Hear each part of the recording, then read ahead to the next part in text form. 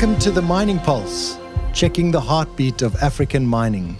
Every week we gather the specialists, run the diagnostics, and give you the market intelligence you need. What's running hot? What's flatlining? What are the vital signs telling us?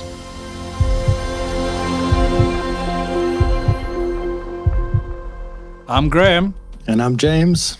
And welcome to the Mining Pulse. So today we are talking diamonds. And I'm so excited to introduce our diamond-studded guest, James Campbell. James is one of the world's most respected diamond industry experts with over 30 years of experience across diamond exploration, development, and resource delivery. Currently, he's the managing director of Botswana Diamonds PLC, an AIM-listed exploration company. And James is the perfect person to run an exploration company. He has deep technical and commercial insight into specifically the diamond value chain, from advanced kimberlite exploration through to mine development and operational leadership. His career spans major and junior players in the sector, including, of course, De Beers, where he led an advanced exploration and resource delivery effort. He's had roles at Lucara Diamond Corp and Rockwell Diamonds, where he played key roles in bringing significant diamond prospects from early exploration through to development. His involvement in the discovery and development of the Karowe diamond mine, a source of, as we know, exceptionally large, high-quality Type 2 stones, underscores his deep technical acumen in the field. Educated in England in the mining and exploration geology, and in business, he is recognized as a fellow of leading professional bodies with chartered credentials in engineering and science. James combines scientific expertise with industry leadership. On today's show, we'll hear his insights on diamond geology, exploration strategy, and trends shaping the future of the diamond industry. Welcome, James. Thank you very much indeed for having me, James, and thank you very much indeed for having me, Graham. I look forward to the discussion on diamonds. Thanks very much. So, James, we're going to jump straight in to feeling the pulse of diamonds. And how would you describe the current health of the diamond industry? If I look at Africa first, because Africa is the center of the world's diamond industry and will remain that way for some period to come, I would say it's probably got a fever at the moment, in that it's not on life support, like many others would say, but it's got a fever. And why is that? Is because there is a structural downturn in the diamond market. And that being the case, then diamond supply, which meets diamond demand, has to shrink. And therefore, operations across the continent in general have had to offset their capital, have had to reduce production, and have had to lay off workers. So the African diamond business has got a fever, and we firmly believe that fever will get the right medicine and will recover over the period of time.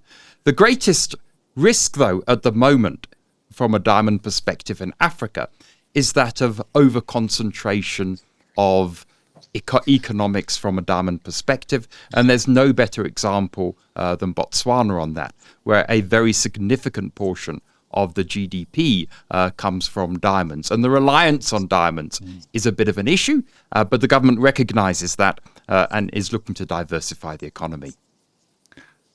James, I've followed you for years without you knowing, and I've listened to many of your podcasts and your videos, and I've learned that you have a wonderful ability to make complex concepts understandable to simple folks. So won't you zoom out a little bit and just tell people, remind people, like, how do natural diamonds form and why are they so rare and valuable? James, what a lovely question. It's something that people in the market don't often actually understand. Natural diamonds form at the top of the mantle, below the diamond stability field, where carbon exists under very high temperature and high pressure to form diamonds. And they exist there. And over a passage of time, particularly long way away from continental margins, you get plumes or volcanoes coming through from the mantle and through the crust. And these plumes are called kimberlites. They're all extinct volcanoes at the moment. And if they happen to entrap some of this carbon, which exists under high temperature, under high pressure, those kimberlites will actually form diamonds. So where do you find them? You find them on ancient cratonic areas, so very, very old rock environments. And if you look at where we're taking the podcast from, Botswana, much of South Africa, parts of Zimbabwe, small portions of Namibia, and they occur in clusters. But if you have one kimberlite in a cluster, it does not necessarily mean that there are other kimberlites in the cluster which contain diamonds. If you look at the Arapa cluster, for example, you've got 60 kimberlites, of which 6 have been or are mines. You've probably got at least 30 or 40 which are completely barren, and some with marginal diamond content. So diamonds, natural diamonds, are exceptionally rare, and each one is unique because it actually has a unique signature that comes from the base of the mantle itself, whether it's in terms of its crystallography, whether it's in terms of its internal chemistry, and all those kind of things. Unlike lab-grown diamonds, which are just made in an industrial press. And I suppose you put your finger on the real big differentiating factor between lab diamonds and natural diamonds, and it's that uniqueness. Absolutely. When you're buying a diamond to celebrate one of life's richest event, you're not just buying something material. You're buying something which is symbolic of your future relationship with a party. Let me give you a very, very personal example, if you wouldn't mind sharing. My daughter got married 2 years ago, and there was some discussion to the husband, thankfully it's a husband now, about buying a lab-grown diamond. And my daughter put a very, very firm stop to that. She said, well, apart from the fact that, my dad will never talk to you, which is true, I want something that's real, that's lasting, which has a story around it. And she got one of my colleagues, which I arranged, an ex-De Beers person, who came and showed her different diamonds from different places with different designs. So there is a story around it which she will remember forever, rather than something that is actually just made in an unknown industrial press, who knows where. Interesting. I mean, for me, I love diamonds, and what I particularly like is the rough diamonds, because those intricate patterns that you see on them, it's just so unique and so beautiful. No, James, I absolutely love the same too as well, and it's very sad that in this country in particular, you can't actually have a rough diamond in your jewellery. But if you take a small slice of it off, you can. And I remember when I was Nicky Oppenheimer's personal assistant, his dear wife Strilly used to have a magnificent, almost rough diamond, but a little face cut off, so it was perfectly legal around her neck, which was absolutely magnificent. That story is actually quite interesting, and a bit later in our discussion, we're actually going to touch quite heavily on artificial diamonds. And I would love to tell you a bit of a story in part of the preparation for today. But I wanted to come back quick to, you mentioned especially the neighbors around South Africa, the likes of obviously South Africa, Namibia, Angola, Botswana. How are things changing across these producing countries from a diamond production? And is it more industrial diamonds? And maybe that's something you can tackle as a phase 2, is the difference between industrial diamonds and gem diamonds. So people also understand the differences there as well. Graham, I'm going to step back and answer the earlier part of your question first, because how the diamond industry is impacting on South Africa, Botswana, Namibia and Angola is actually very, very different. Yes. If I look at one end of the continuum, you have South Africa, where it has a very old diamond industry. And as we know in the mining industry, as you get deeper, things cost a lot more. Yeah. And eventually your resources dry out. That's Yes. the very nature of mining. And so South Africa, to a large extent, is a sunset industry as far as diamonds, particularly in that there is very little exploration taking place to take over the resources. So it's become a much smaller industry and much smaller relative to the GDP of the country. Then you have Namibia. Namibia has been mining diamonds for over 100 years. It will probably go on for another 100 years.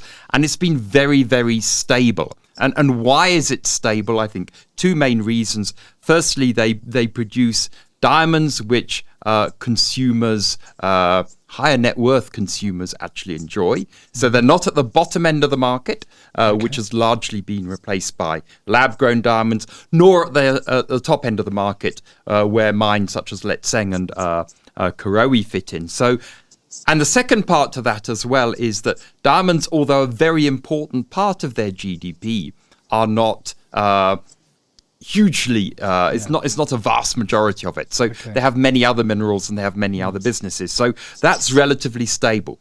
Botswana is obviously the historical standout example of outstanding governance, outstanding management through the joint venture between the government of Botswana and De Beers. Though I would like to add a kind of a preface to that now. The mines are well into their second half of their life, being Droneng and Arapa.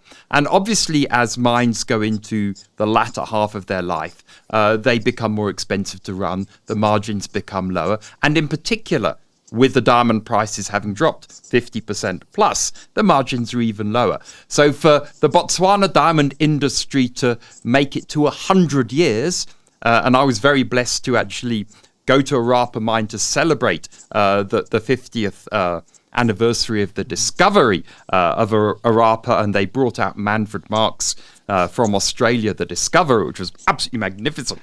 I think it will make 100 years, but it's got to change its business model. Okay. And then you have Angola.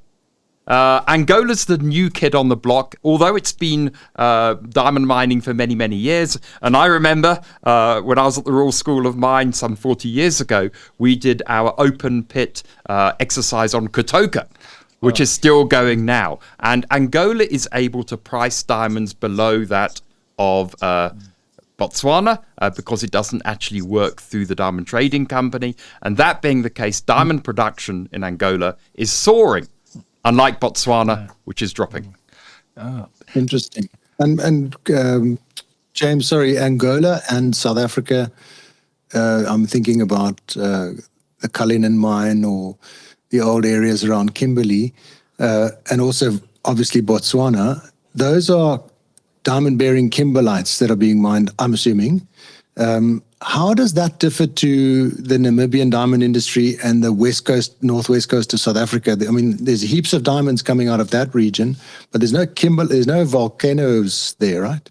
No, James. To answer your question, those are diamonds which originated from the Kimberley region, which originated from the mountains of Lesotho.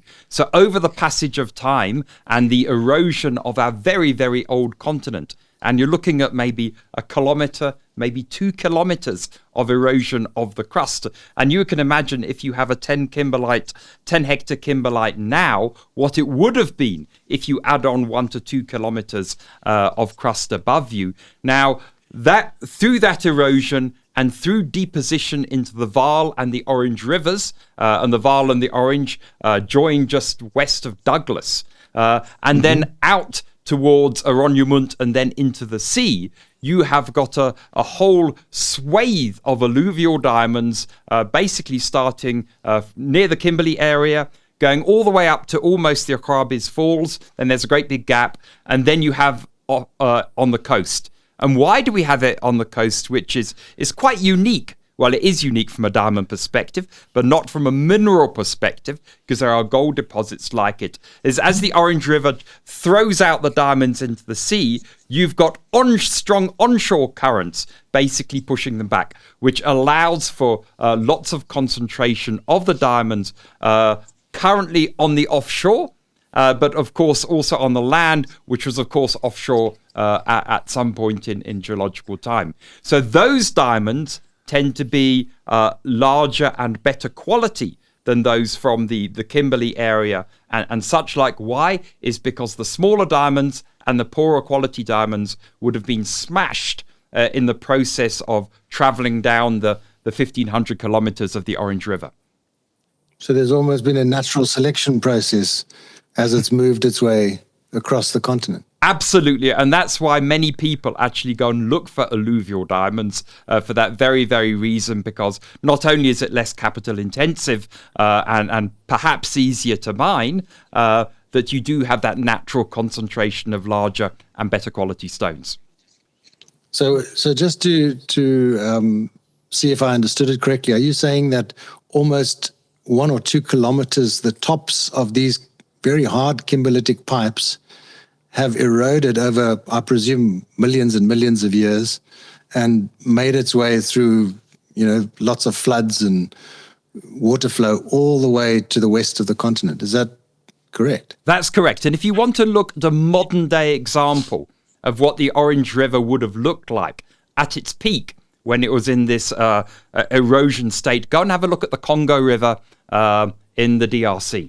And that'll give you an example of the size of this river and the immensity of this river and how it could actually transport all those diamonds from the mountains of Lesotho, from the tens of kimberlites in the Kimberley area, many now of which are very, very small. And, you would probably just not even cast your eye over, but were probably much bigger when you add on that big block of crust on top of it. Amazing to think the Orange River was such a violent beast back then. It's still a big river, but must have been much more violent. No, absolutely. And it's always good, I think, to look for current analogies in terms of what we believe as geologists the Orange River was at its peak. Mm. Sorry, Graham, I'm going completely off script, but I've got so many questions for James. So if you please, just please, more of no, please, so, this is great. So you said, James, diamonds are either they basically come from these kimberlitic pipes, which are extinct volcanoes. That's the origin, but then some of them have washed their way down into the sea and they've been concentrated by the onshore flows of the sea, I suppose. But then you also said not all kimberlitic pipes have diamonds in them. That's correct, James, that as a kimberlite travels through the upper part of the mantle and through the crust, if it doesn't entrain what we call diamond xenoliths, and xeno is Greek for foreign, then it won't actually contain diamonds. So, for example, if you have a concentration of diamond xenoliths at a certain point, 1 kilometer away, you may not have that concentration. So if you look at, for example, the Karowe mine, which we hope we'll be talking about at some point in time, you look at kimberlites 1 or 2 kilometers away from it, same age, in geological time, but obviously not in our kind of human time, but they will be barren. Crazy. So actually the diamonds are not formed in the volcano. The volcano is just the transport mechanism to get it from where it was formed much deeper and push it up to the surface. Transport mechanism, James, is a very good way of saying it. And in fact, the late Dr. John Gurney from Cape Town, he used to call diamonds messengers from the mantle. Beautiful. And I think that's a lovely way because those diamonds actually tell you stories about how the mantle looks and the chemistry of the mantle and the temperature and pressure conditions of the mantle. All stories that you will not get from lab diamonds, right? No. And I actually resent the word lab in a way. They're actually industrial diamonds. Yeah. There's nothing laboratory about it. It's an industrial process. So it's an industrial diamond. Period. So yeah, exactly. And let's call it a fake one even, maybe. But you make a very good living, James, looking for diamond-bearing deposits. But diamond exploration is notoriously hard. It's hard because I suppose, first of all, you might have identified the orb or the host body, but then not all of them are diamond bearing, and certainly not all of them are bearing the same size and quality and quantity of diamonds. But the diamonds, by the nature of the beast, are discrete elements. They're discrete bits inside this ore body, and so it's by default extremely nuggety as a deposit. That's probably what makes it so hard to quantify. But how do you then value a diamond-bearing kimberlite once you've done some drilling? James, I just liked your very, very first point, make a living. I run Botswana Diamonds PLC. I'm running my 4th Diamond Junior.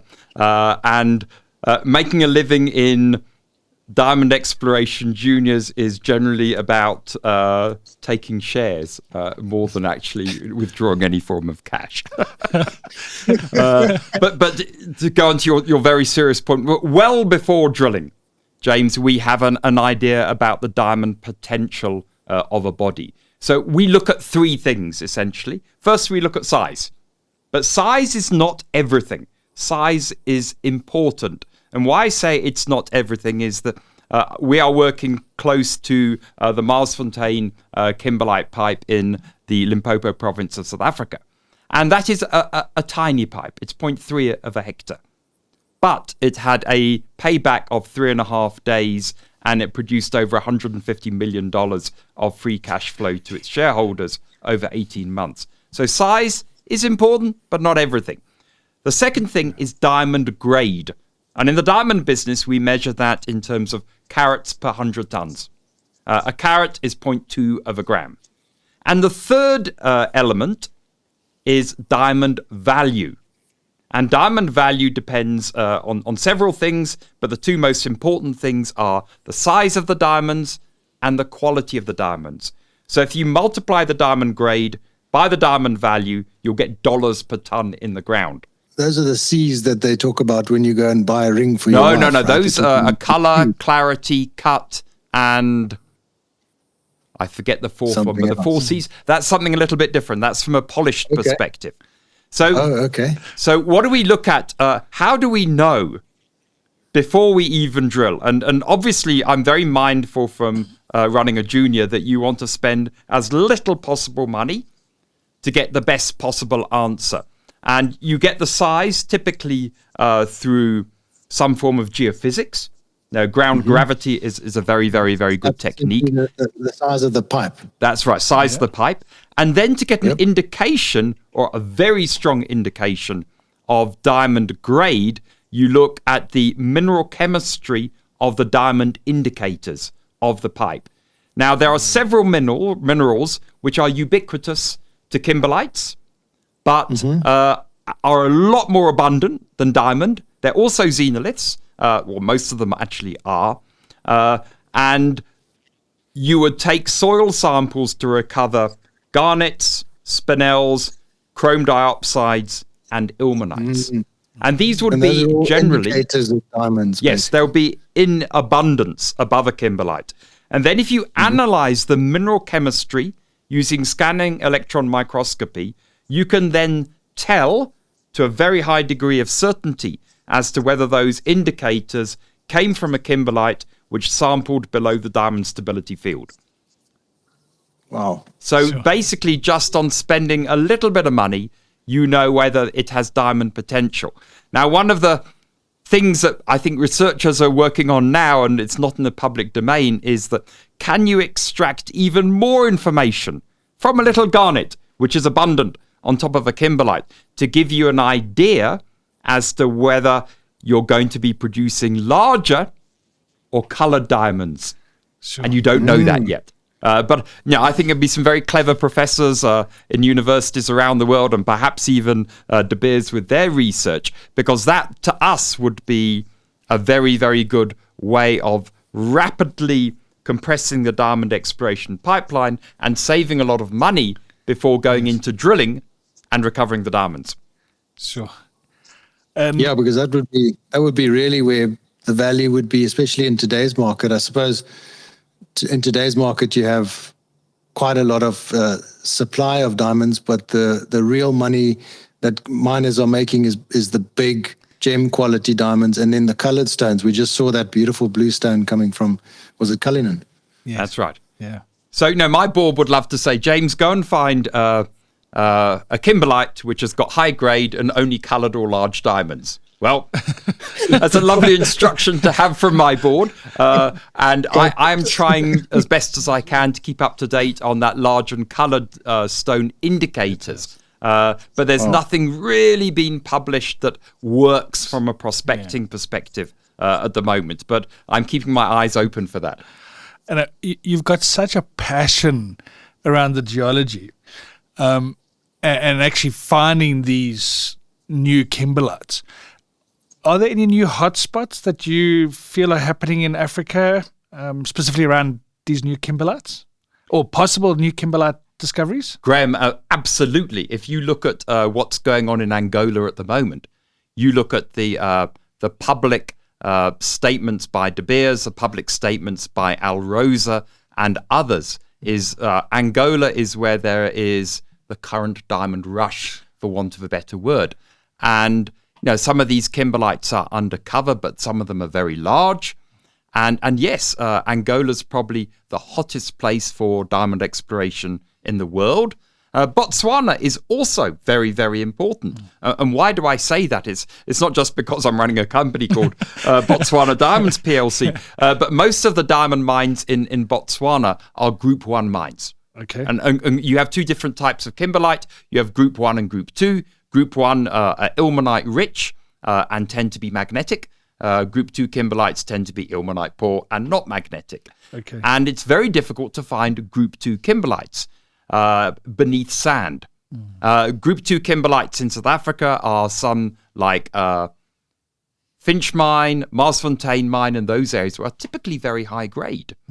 So there is definitely an opportunity to find Group 2 kimberlites in the Kalahari of Botswana too as well. But obviously in today's market, it's a very difficult thing to even finance, yes. No, of course. And obviously as the likes of Angola expand and new production comes online, the oversupply, I suppose, right now in the current market will continue and add additional pressure.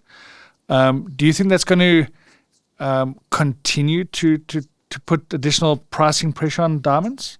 Graham, you've asked a very, very good question. Yes, there is an oversupply of diamonds at the moment. And why is that? Is that the markets tend to behave much quicker than mines can behave. Obviously, if you have a mine plan and you have capital requirements, and it's a long-term capital-intensive business, which you can't turn on and off if the markets change. Diamonds are a sentiment-driven business, and diamond prices can drop several percentage points over the course of a month or two. Equally, they can rise. So yes, there is an oversupply of diamonds at the moment, and that's chiefly because of two major reasons. One is essentially the lack of real marketing taking place, or the volume of marketing around the world, and then secondly, the pervasive cost of living crisis that most of us have going on around the world too as well. So going into the future, we will see a different industry. A profitable industry, but a different industry. James, I'd love to ask you to explain a little bit about the fundamentals behind what drives the sort of general diamond pricing. But I suppose it's dangerous to talk about general diamond pricing because diamonds are so unique. You would have an average, diamond maybe, but then you have these exceptional stones that they don't follow at all the same pricing principle, I imagine. James, there are two, perhaps three pricing models in the diamond industry. For large volume production, the best example is probably the De Beers site system, where you get into a contract with De Beers and you are a diamond manufacturer or a diamantaire who wants to have 2 grain of diamonds, and you want lots of them so you can actually fill your cutting factories. And you buy that on contract at a price. There's no negotiation about the price. It's a set price. It's the price point as such. And that system has been working well for a very, very long period of time. And it works well when you have very, very large volumes of production.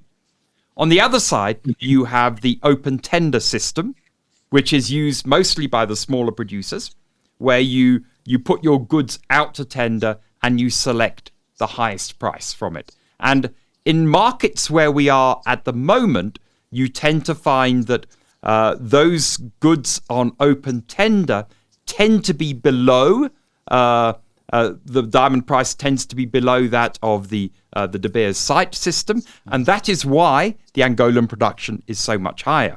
But the corollary also takes place, is that the opposite happens when diamond prices are actually increasing as well. So what you find with the De Beers systems, it modulates the pricing over time. I mentioned there is a third model to it as well, and it's almost like an add-on to the two models I gave earlier, and that is if you share in the downstream beneficiated value. But of course, once you've sold the rough diamonds, the diamonds get cut and they get polished, and then eventually they end up in the retail stalls, which we would buy for our loved ones and things like that. But there's a whole additional value add as it goes along. So you might, for example, sell them under a price book mechanism, which is a De Beers mechanism, and several others, but with a view to sharing in X percentage of the upside. So there's like a third model behind the price book as well, which is used by some to great effect, but not nearly as much as possibly could be used in the industry. That's interesting. And so is it true that, so that's on the pricing point. On the demand side, I imagine the demand is as you said, linked to things like how old the world population is. The more young people there are, the more people are getting engaged and buying diamond rings. Is jewelry? I mean, jewelry is still probably the absolute industry that diamonds go into. Is there any other industry that might affect the demand side? James, demand is, yes, it's based on economy, amount of money, discretionary spend you actually have. But if you don't strongly market behind it, yes. I used the example a little while ago at a conference, and I asked the ladies in the conference, how many of you have got Louis Vuitton handbags? And quite a few people put their hands up. Now, Louis Vuitton is an incredibly well-marketed product. Yeah. Okay. Yes. And if I give a small analogy, that when I was at De Beers something like 20 plus years ago, and this is all public record, De Beers was spending in the order of $240 million a year on diamond marketing. A lot of it generic marketing, which is really important as well, to get the message out there about the uniqueness and the symbolism of diamonds itself. But today, I think it's a tiny fraction of that. So if you don't market your goods, same for your business, same for any business, you're going to get lower sales. So to me, if you don't drive the market, you're going to get lower sales anyway. So for years, De Beers dominated the market, right? That both the supply side and the sort of marketing side of it.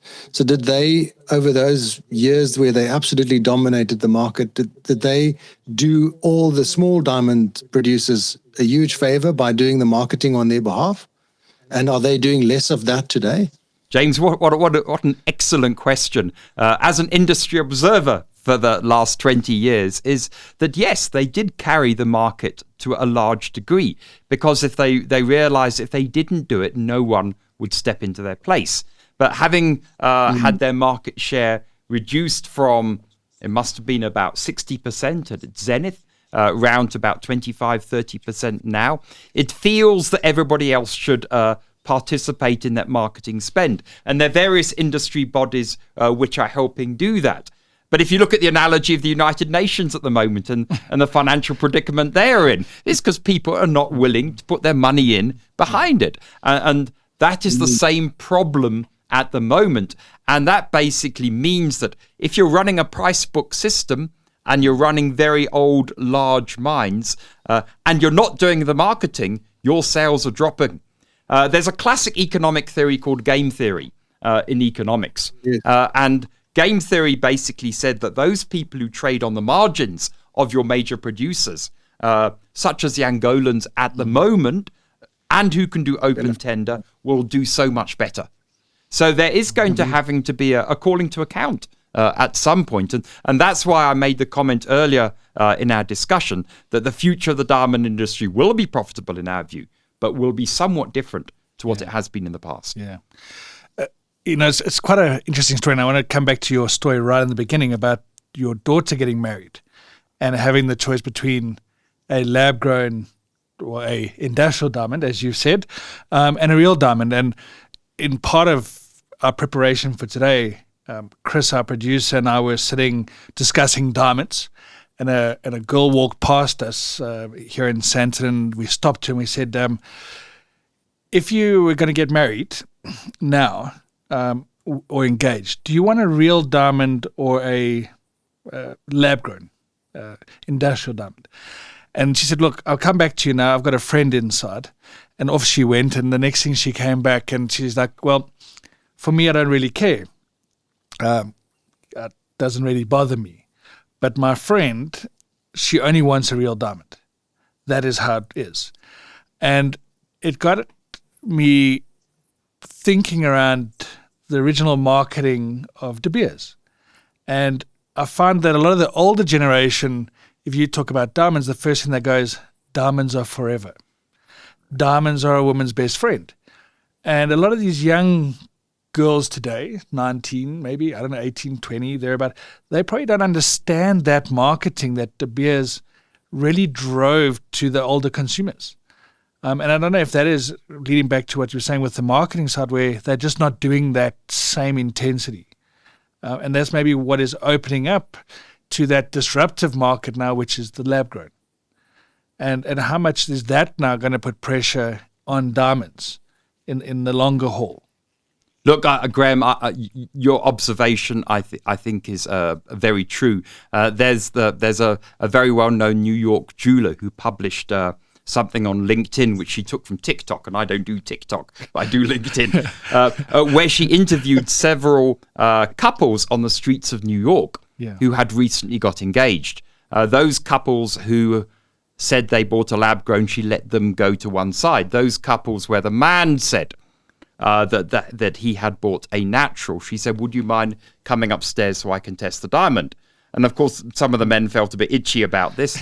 The women said, of course, we'll go upstairs. Well, half the diamonds which were purported in the original interview to be natural diamonds were actually lab-grown diamonds.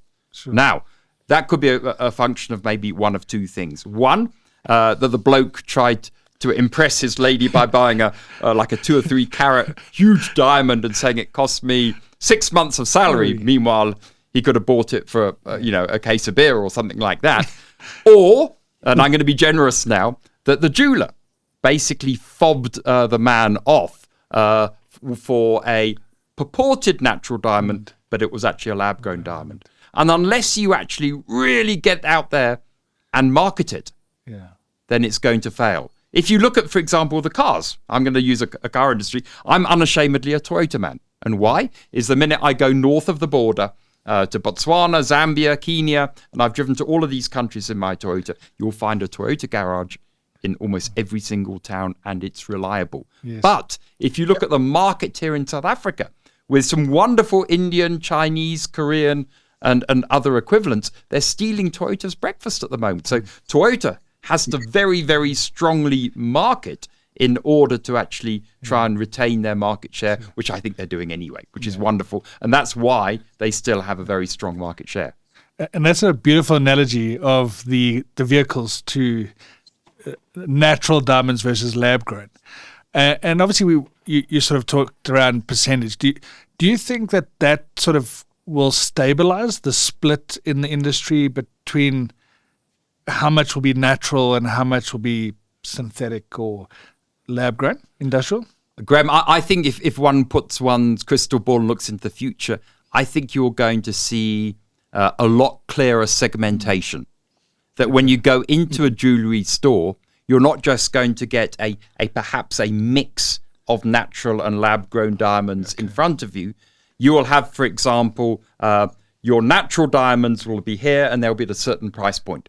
Okay. Your synthetic diamonds will be here and will almost become like costume jewelry to a large degree. So if you want to buy a 10-carat lab-grown diamond in the future, you might buy it for a few dollars, but that's what it is. Yes. It's a bit like if you have children and they're going out to a party or something, you'll give them some costume jewelry. Yes. Now, diamonds lab-grown haven't quite gone down there yet, but I imagine they will. So there'll be very strong bifurcation in the market where I believe that whoever going to be the new buyers of De Beers, for example, that one of the things that they will strongly focus on is much greater marketing, and that will lead to a much greater value proposition, but a smaller business. Okay. As such. James, can you? I want to talk about De Beers and where its likely home might come from. They're part of Anglo still, right? And they're definitely on the market to be sold, I believe. So we will get to that. But one question I had for you was, and it's maybe a myth, or you would know because you're so close to the industry.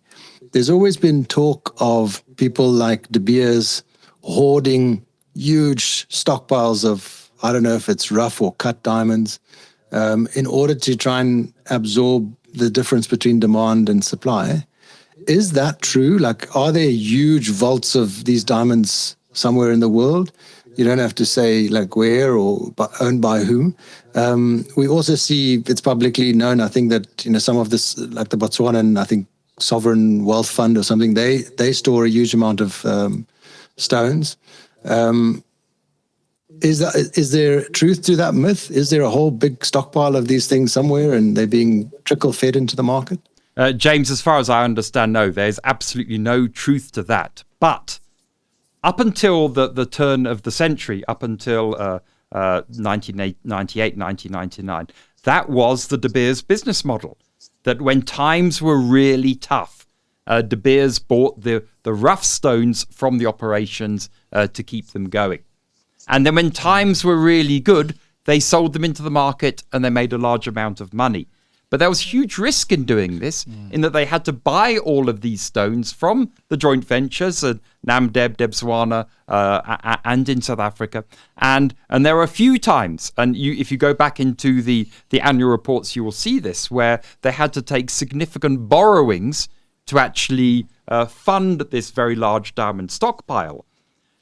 Then came a De Beers strategy called Supplier of Choice, led by Gareth Penny, one of the bidders for, and I hope one of the top bidders for De Beers, where they changed the marketing strategy where they tried to synchronize mine production with diamond demand.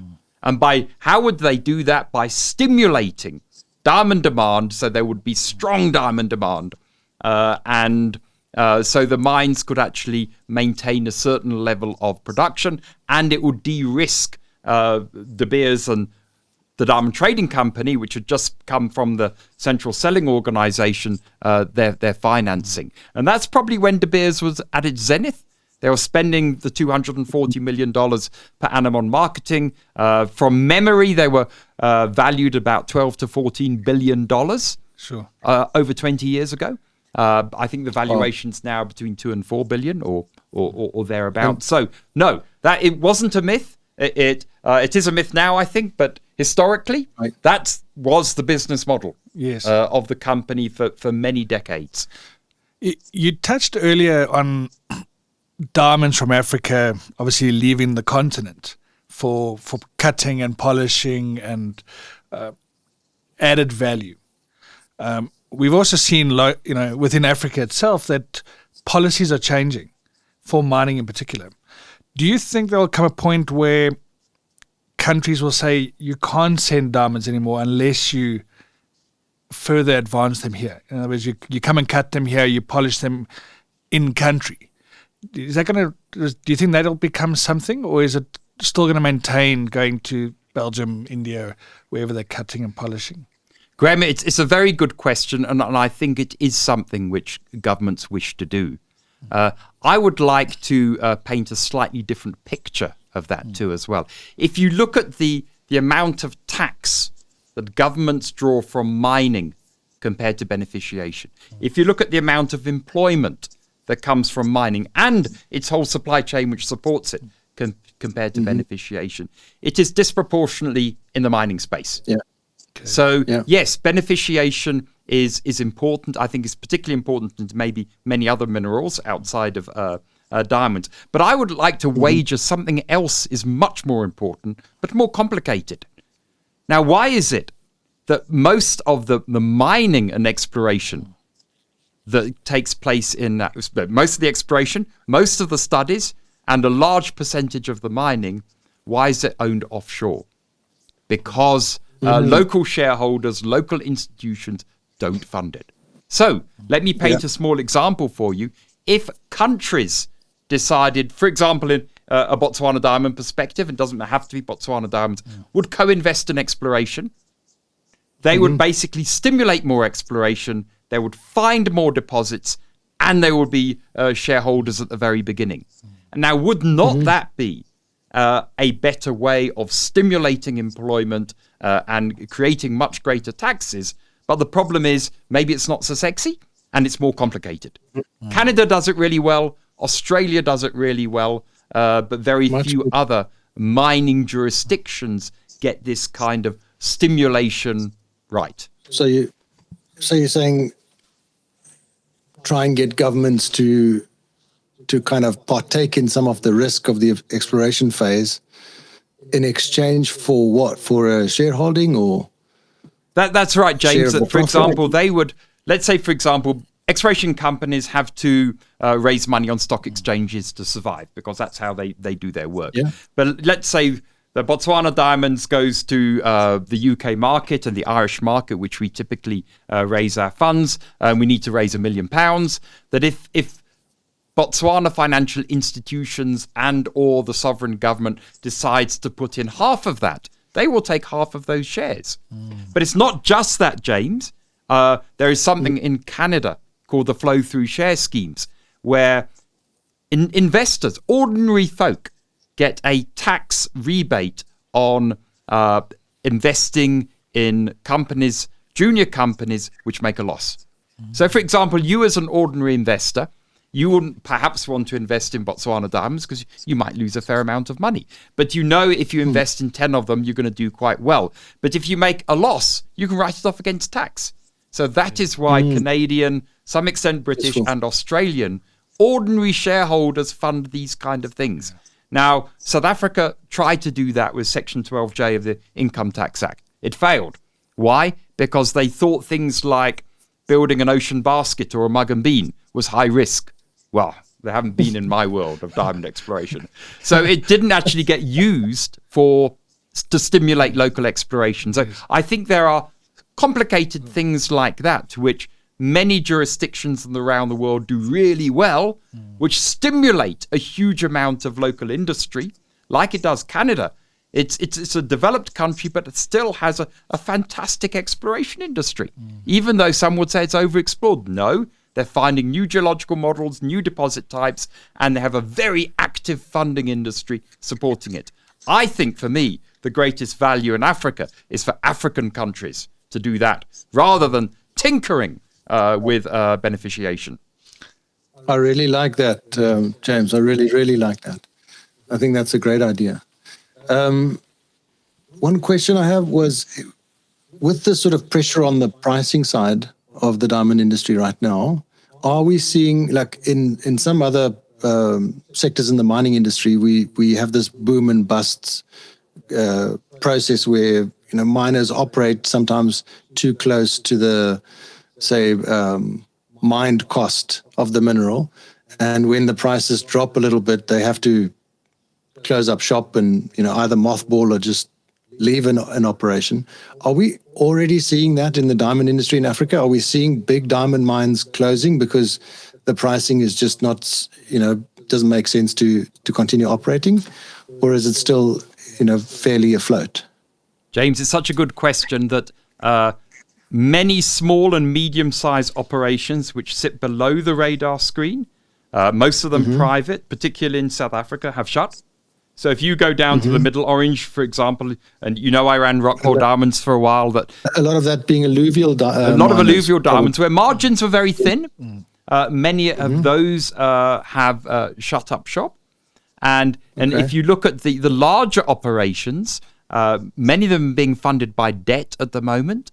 And if let's say by the end of the year, if we haven't had a price improvement, I would expect several larger operations to cease operation, which is probably what the diamond industry needs. It's tough, but it's probably what it needs, as we spoke about earlier, about reducing supply. Yeah. So you basically just have to bite the bullet and say, well, this mine has still got a fantastic resource ahead, but we're just going to have to put it on care and maintenance until things get better. But shareholders don't like that. No. So that's a difficult thing to contemplate. If you can find it somewhere in the bottom of a suitcase, I want you to take your De Beers hat out and put it on for a second. How do you sell a company like De Beers in a market like this?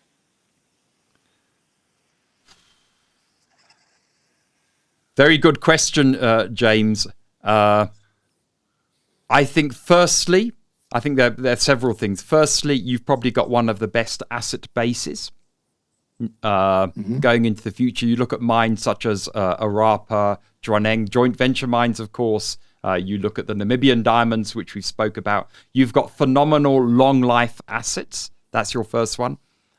Second one is you've got very stable relationships through joint ventures with the governments of Namibia and Botswana. Yes, you might see a bit of politics now and again, but these are governed by strong contracts with very, very good relationships. And then thirdly, we've spoken about it quite a bit, that the blue sky is in the marketing. So yes, you might, if you look at a net asset value or traditional ways of valuing a mining company, you might come up with very low numbers. But if you have a strong marketing vision, a compelling marketing vision, you are backed by significant money, so you can fund that marketing, but you can also fund the mine expansions. And you see a niche profitable business, as people like myself see, then that is actually what you're selling. You're selling a future. And that's not wildly dissimilar to what I sell in Botswana diamonds. I'm not selling what we have. We've got prospecting licenses and we've got data. I am selling the ability, which we have proven before, of converting that into operational assets. Sure. Correct. Good. And so I suppose one of the potential interested parties would be someone like a retailer, like a big retailer who wants to integrate closer to the mine face, maybe. James, I don't think so.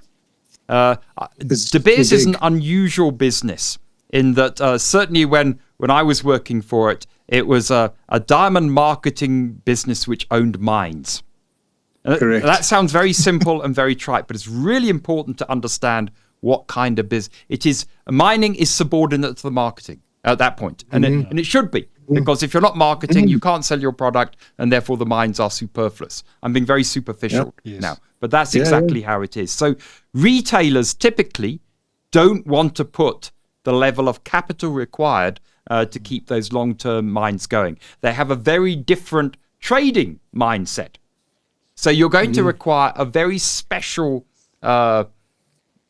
person, beast, animal, call it what you will, who would want to buy it because you've got that duality of marketing and mining. So if you have a trading mindset or a short-term mindset, in my view, it won't work because mines are long-term capital assets, complicated capital assets.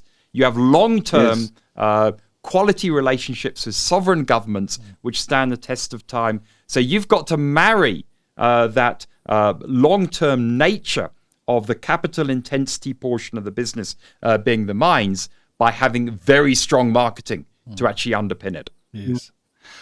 So, James, as we sort of come to the end of talking all things diamonds today, and you've spoken around long-term, if we had to have you back, and I hope we have you back not within 5 years, much sooner than that. But do you think we're going to see a major shift over the next 12 months, 3 years, 5 years, specifically within the diamond industry? And you've touched specifically on marketing itself today as being a major key driver. So let's take the assumption that there is a change in marketing. Where do you think that real change is going to go over the next 5-year window? I think, Graham, we've briefly touched on that, and I think James raised the comment as well, is I think you'll see some of the more marginal operations drop off. So there will be a lower diamond supply going into the market itself. I think you will see much stronger generic marketing. I think you will see a lot stronger niche marketing taking place. And let me give you one very small example of what I mean by that. One of the jobs I have been doing over the past few years is help list and then delist a company called Shefa Gems, which is a precious stone producer in Israel. Now, the quality, according to Kashmiri Gems and others, is not that fantastic, but it produces gems from Mount Carmel, which has strong provenance attached to it and strong significance to several communities, the Jewish diaspora, evangelical Americans, etc., where they're prepared to pay a premium with that strong provenance and strong story behind it. So it's not just the generic marketing, which I think is so important. So your average person in the street will understand the importance of a natural diamond, which in your earlier story, one did, one didn't. But also the importance that if you want to go and buy a desert diamond, which is one of De Beers' initiatives at the moment, from the Kalahari of Botswana with all the beautiful imagery around it, you can go and buy it. So I think those two are going to come up. So you're going to see a more niche-driven business, but a profitable business at the end of the day. So you've made a prediction, and we look forward to revisiting that as time comes to review it.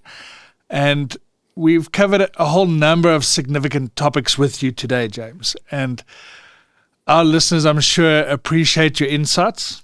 They appreciate you joining us and discussing and providing very insightful thoughts around the diamond industry and where it's going to go. So thank you very much for your time with myself and James today. Thank you very much indeed for having me, Graham. Thank you very much indeed, James, to talk about my passion, diamonds. Thank you. James, it's clear that you are passionate about what you do, and I think that's what draws people to you and draws investors to you. I think we've heard from you that the pulse of the diamond industry has slowed, but I think we would say the patient is not terminally ill.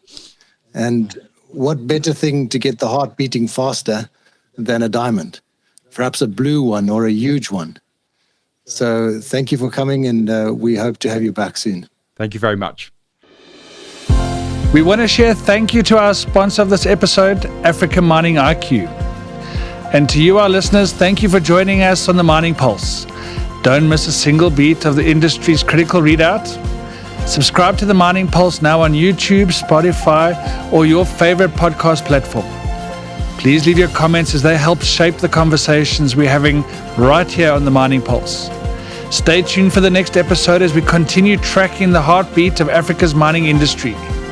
Stay sharp, stay informed, stay on the pulse.